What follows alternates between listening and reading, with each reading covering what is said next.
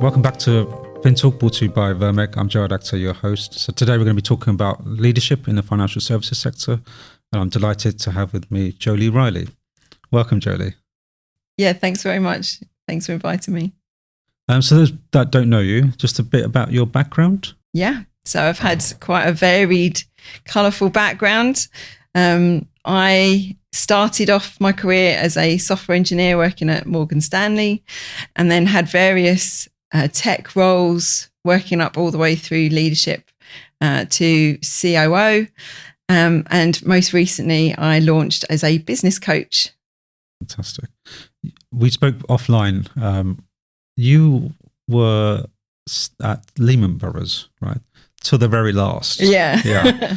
I'm quite interested to hear the experience from there and what it was like on the last day.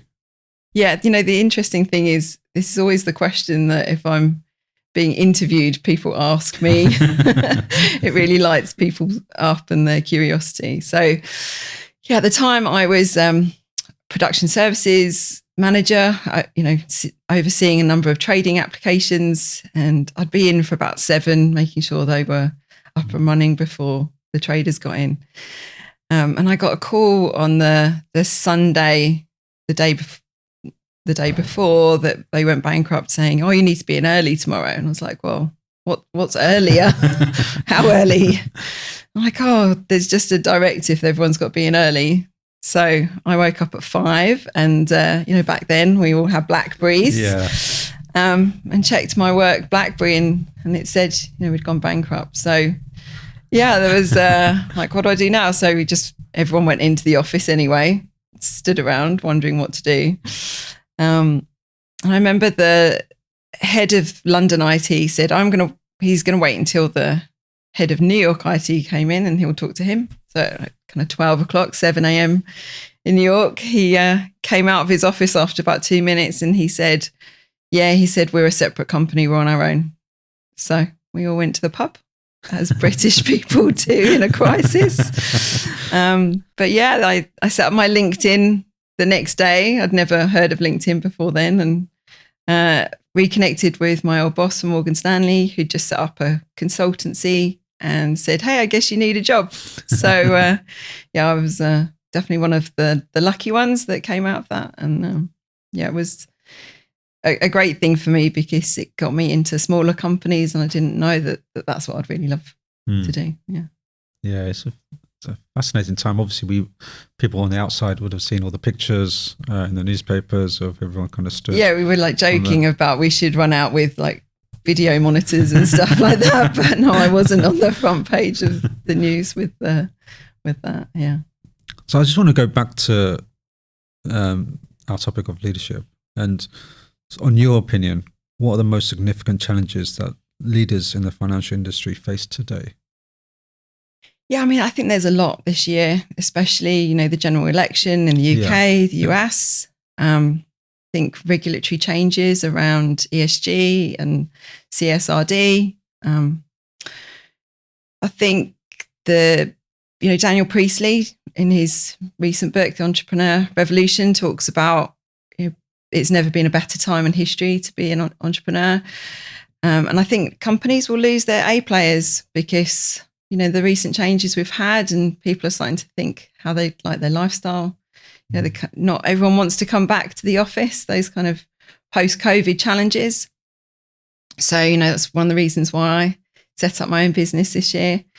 And I think the biggest one, though, and the one that I'd like to talk about, is mental health. I think we're in a mental health crisis.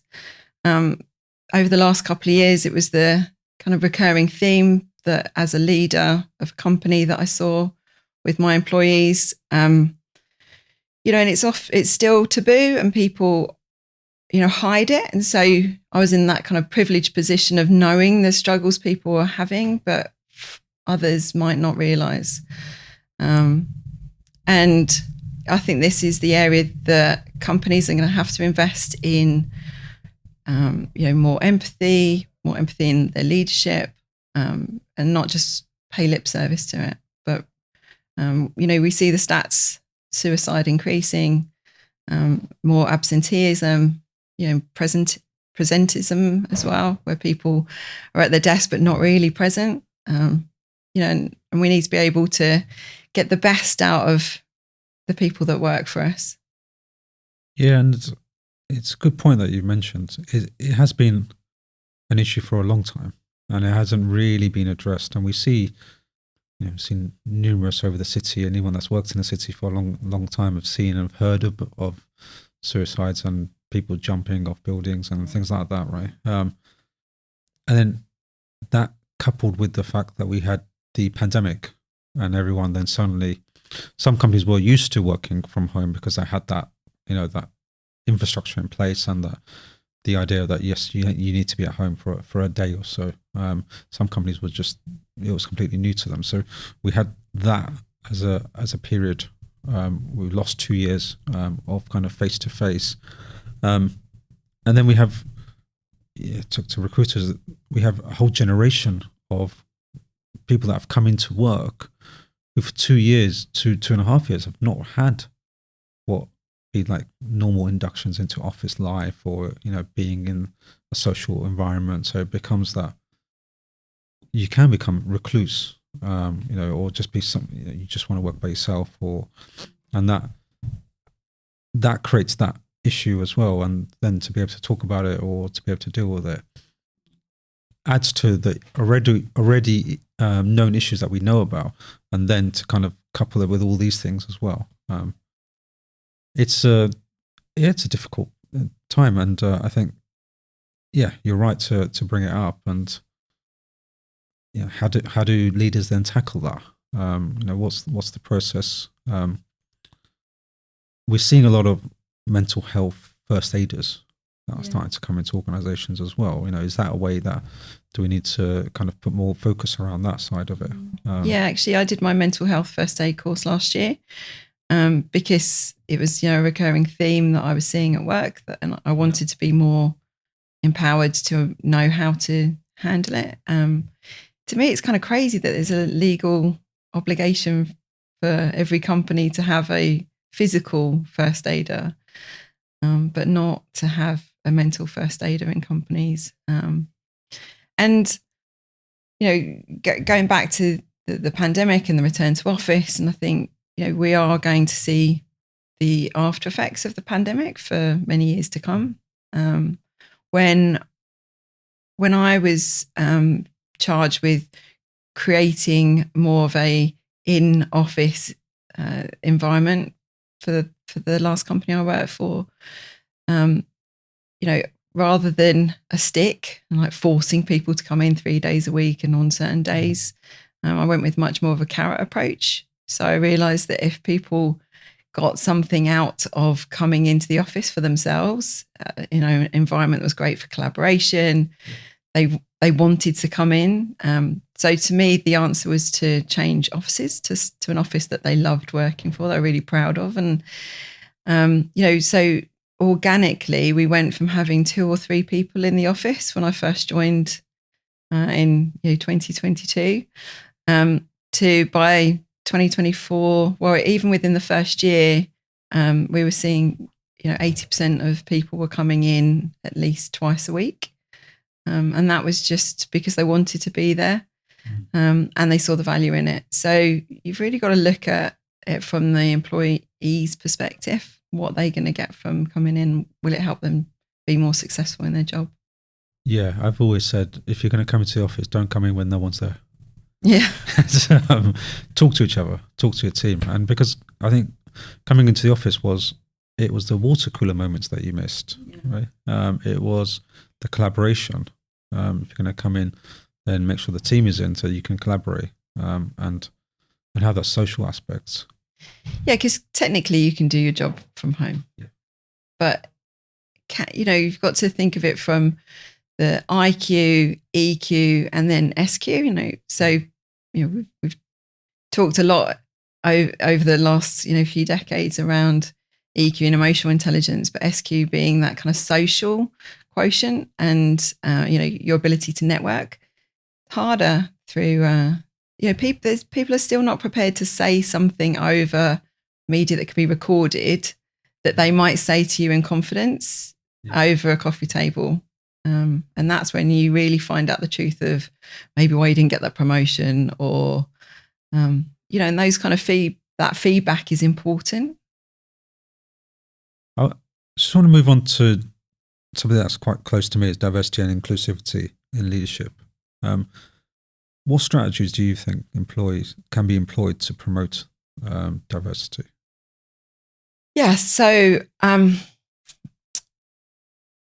the thing that's really interesting to me, I was actually at Lehman Brothers the first time that I saw a post that really resonated as to why diversity was important, and it was a poster of all the positions in a football team were David Beckham, and it said, "Would this be the best team in the world?" And of course, it wouldn't be, because you need to have a range of skills and inputs. There was an epiphany moment for me a couple of years ago. So in lockdown, as a lot of people did, the only thing we could do was go for long walks. And as a lifelong learner, I tried to start learning all the different plants and mushrooms around me as a way of keeping my walks interesting. So I joined like mycology forums to help me identify these mushrooms, and the geek side of me came out. And I really noticed that, when someone posts a common mushroom onto the, and bear with me, this story, it comes back round to leadership, I promise. When someone posts a common mushroom, no one gets excited about that. They might get an ID, but when someone posts something really unusual, I found a really rare mushroom that had never been found in the UK. And it lights up everyone's excitement, imagination, and engagement. And I thought, if you look at recruitment processes, how bland recruitment is. And when you recruit people and you look at candidates, you're ticking off a checklist of, can they fulfill all the mandatory requirements you need of this job? But actually, if you think about the most interesting people you've ever worked with, the ones that really make you want to go, start your day, they're normally really quirky. There's something different about them.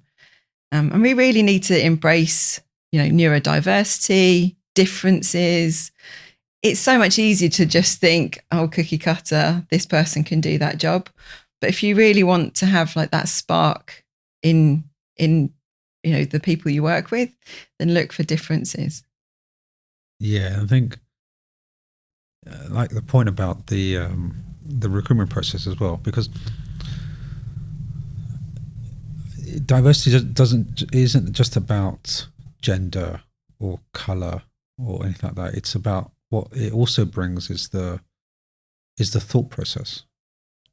That's for me different the most perspectives. important thing is when someone comes for a job, they 99% of the time they should have tick all the things that you need them to tick. Of course, you tailor your CV to that job spec, right? Of course, everyone does it.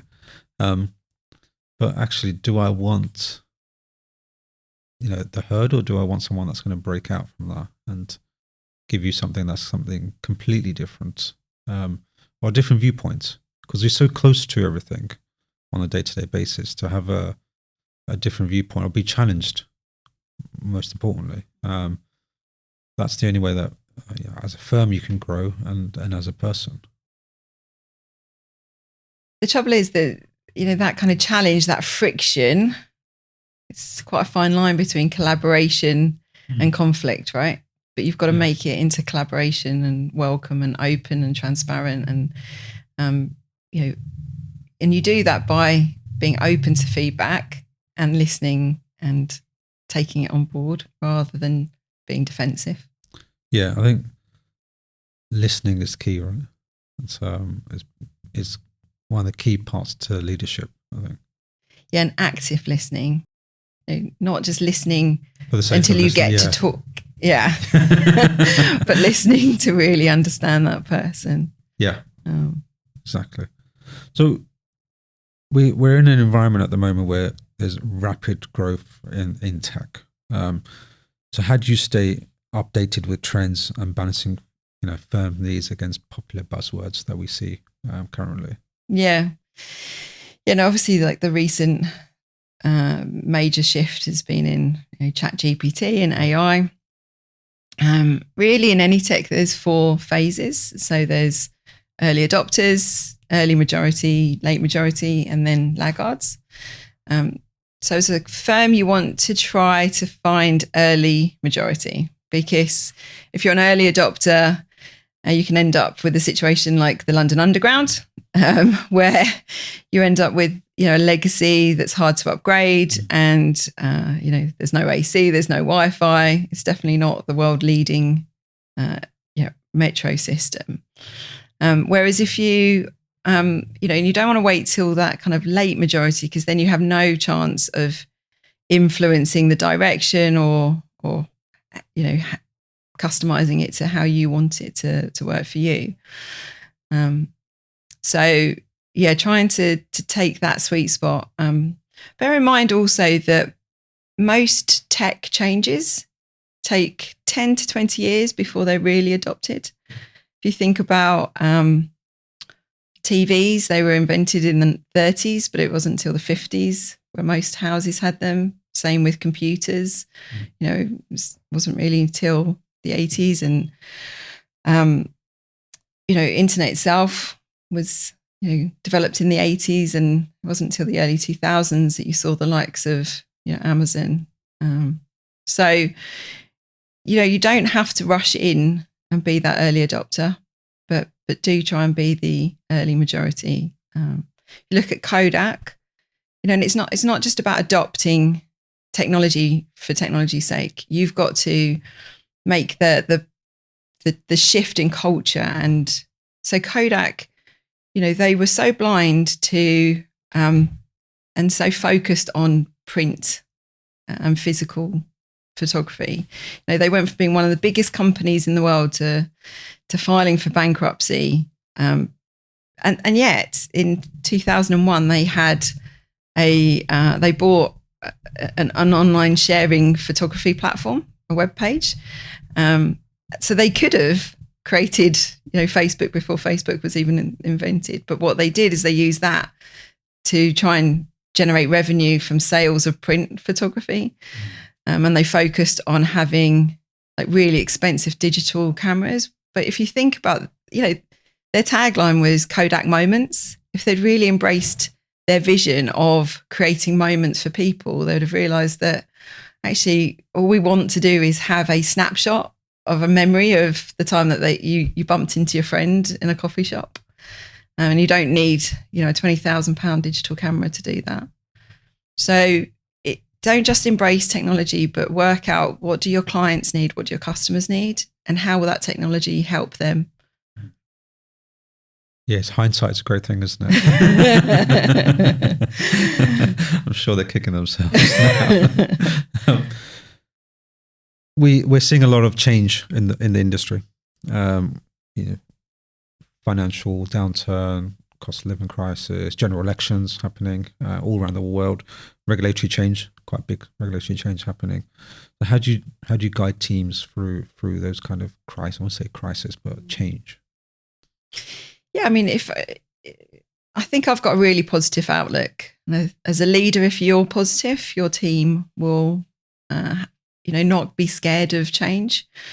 I'll give you an example so I was leading a team when I was living out in Seattle, and we were, supporting a really critical application. And it's that typical thing of a one-line change that went in, and it always winds me up when someone says, "Oh, but it's only a one-line change." And they're the ones you have to really worry about, because people, think, "Oh, how much damage can it do?" And this one-line change brought the whole system down, and then we realised that it was going to be down for a whole week trying to recover.